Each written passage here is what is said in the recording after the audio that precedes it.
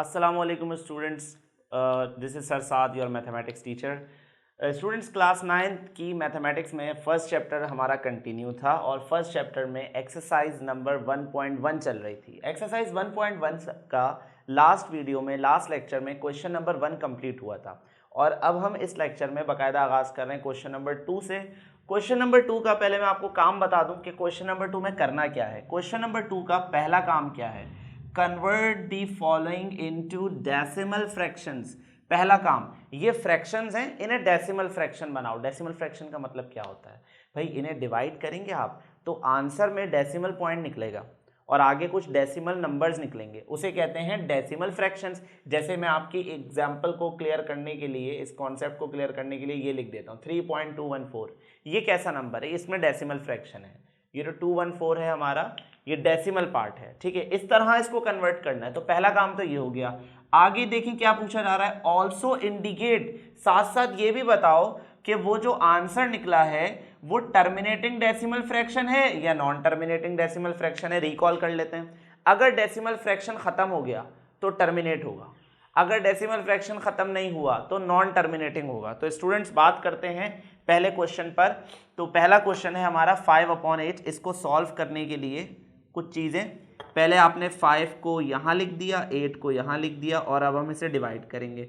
Students ये बात बड़ी कॉमन है कि 8 से आप 5 डिवाइड नहीं कर सकते, बड़ी सिंपल सी बात है। तो आपने यहाँ पे 0 पॉइंट लगा के यहाँ 0 ले लिया। फिर स्टूडेंट्स 8 5 ज़ा 40, सॉरी 8 6 ज़ा 48, 50 माइनस 48 वी गेट 2 ओनली। उसके बाद आपने 0 लगा दिया। 8 2 ज़ा 16, 20 माइनस 16 यू गेट 4, फिर आपने 0 लगा दिया तो यहाँ पर आ जाएगा आपका 8 5 ज़ा 40। तो ये जो हमारा पूरा का पूरा क्वेश्चन था ये एग्जैक्टली डिविजिबल हो गया। 8 के टेबल से हमने पूरे 5 को कैंसिल आउट कर दिया और जो हमें डेसिमल पार्ट मिल रहा है वो टर्मिनेट हो रहा है। वो जो डेसिमल पार्ट मिल रहा है वो कंटिन्यूस नहीं है। क्या डेसिमल पार्ट मिल रहा है हमें, 0.625। तो मेरे लिहाज से पहला क्वेश्चन जो है, पहला पार्ट जो है वो कौन सा फ्रैक्शन हुआ, पहला पार्ट जो है वो टर्मिनेटिंग डेसिमल फ्रैक्शन हुआ। Terminating decimal fraction, short form इस्तेमाल कर रहा हूं DF, टर्मिनेटिंग डेसिमल फ्रैक्शन, क्योंकि उसका पार्ट जो है वो एंड हो रहा है लिमिटेड जगह पे। अच्छा जी, उसके बाद क्या है स्टूडेंट्स, 4/18, इसको सॉल्व करते हैं। अच्छा, इसको पहले हम थोड़ा और सिंप्लीफाई कर सकते हैं, देखिएगा कैसे। 2 2 ज़ा 4 और 2 9 ज़ा 18, सिंपल हो गया। अब आपने 2 को अंदर रख दिया, 9 को बाहर रख दिया और अब आप डिवाइड करना शुरू करें। सबसे पहले 0 पॉइंट लगाकर एक 0 दे दें। 9 के टेबल में 20 नहीं आता पर 9 के टेबल में 18 आता है। कैसे आता है स्टूडेंट्स, 9 2 ज़ा 18, 20 माइनस 18 आपको 2 मिल जाएगा। फिर आपने दोबारा 0 लगा दिया, 9 2 ज़ा 18 तो 20 माइनस 18 फिर आपको 2 मिल जाएगा। फिर आपने 0 लगा दिया। अब कुछ बात समझ में आ रही है, बात ये समझ में आ रही है कि हम 0 लगाए जा रहे हैं और ये नंबर है कि ख़त्म होके ही नहीं दे रहा। तो मैंने ये कहा कि अगर हम इसको सॉल्व करते रहेंगे तो कुछ ऐसे हालात पैदा होंगे कि 0.2222 और वो कभी ख़त्म नहीं होगा।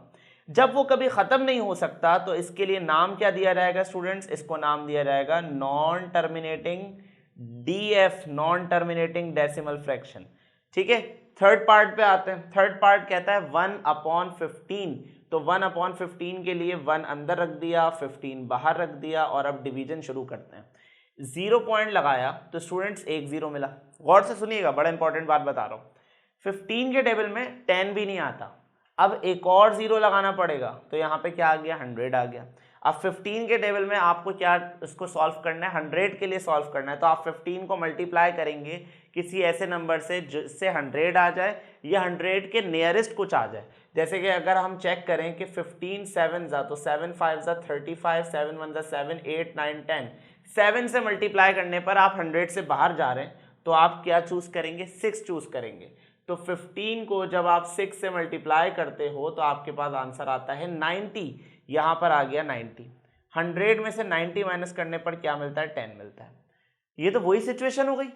अगर मैं फिर से 0 लगाता हूँ तो यहाँ तो फिर से 6 आ जाएगा और ये चलता चला जाएगा, एंड नहीं होगा। अगर ये एंड नहीं होगा तो इसके लिए क्या नाम सूटेबल है, इसके लिए नाम सूटेबल है non terminating decimal fraction, non terminating decimal fraction. Okay जी, 49/8, 49/8 सॉल्व करते हैं। सबसे पहले आपने 49 को अंदर रख दिया, 8 को बाहर रख दिया। 8 के टेबल में 49 नहीं आता, एज वी नो दैट। 49 से छोटा नंबर कौन सा आता है students? 8 6 48, 49 minus 48 we get 1। Point लगाकर मैंने यहाँ पे 0 दे दिया। 8 1 8 हो गया, 10 में से 8 जाने पर 2 बचता है, फिर एक 0 लगा दिया।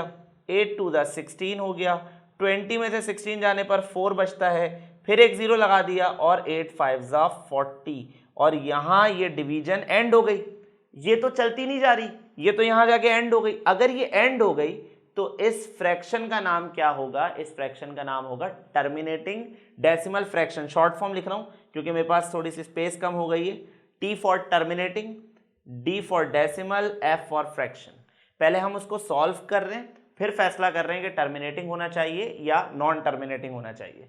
पार्ट 5 में हमारे पास 207 है और 15 है, तो 207 को अंदर रख के 15 को बाहर रखा, और अब हम इसको सॉल्व करना शुरू कर रहे हैं। 15 1 15, तो 20 माइनस 15, यहाँ 5 आ गया, यहाँ 7 आ गया। ठीक है जी। 15 4 तो 60 होता है, तो मैं ये कर रहा हूँ कि 15 3 45 कर रहा हूँ। 57 में से 45 माइनस करने पर जो बचता है वो बचता है 12। फिर पॉइंट लगाना पड़ेगा क्योंकि 12 जो है वो 15 से छोटा है, तो पॉइंट लगा के यहाँ पे 0 दे दिया। अब क्या 15 के टेबल में 120 आता है? ट्राई ले लेते हैं। 8 से करेंगे तो 8 5 40, और ये पूरा का पूरा सॉल्व हो गया स्टूडेंट्स। कैसे सॉल्व हुआ? जब आपने 15 को 8 से मल्टीप्लाई कराया तो पूरा 120 कैंसिल आउट हो गया। क्या देखा? ये देखा कि इसका जो डिवीजन है वो एक जगह जाके रुक गया। इसने जो हमें रिजल्ट दिया है वो एक जगह जाके रुक गया। तो स्टूडेंट इसका आंसर क्या हुआ? Terminating decimal fraction.